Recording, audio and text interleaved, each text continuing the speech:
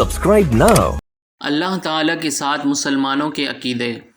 سوال: اللہ تعالیٰ کے ساتھ مسلمانوں کو کیا عقیدے رکھنے چاہیے؟ جواب: اللہ تعالیٰ ایک ہے۔ اللہ تعالیٰ ہی عبادت اور بندگی کے لائق ہے اور اس کے سوا کوئی بندگی کے لائق نہیں۔ اس کا کوئی شریک نہیں۔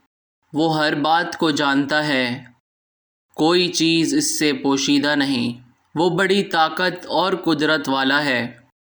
اسی نے زمین، آسمان، چاند، سورج، ستارے، فرشتے، آدمی، جن، غرض تمام جہان کو پیدا کیا ہے اور وہی تمام دنیا کا مالک ہے۔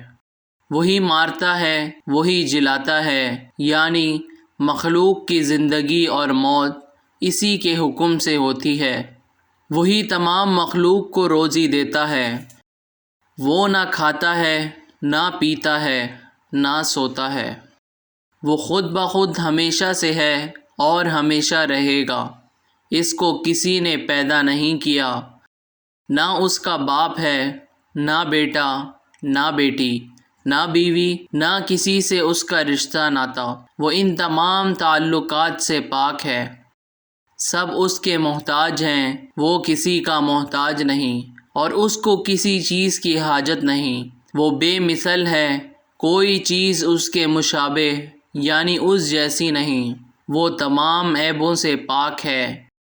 وہ مخلوق جیسے ہاتھ، پاؤں، ناک، کان اور شکل و صورت سے پاک ہے۔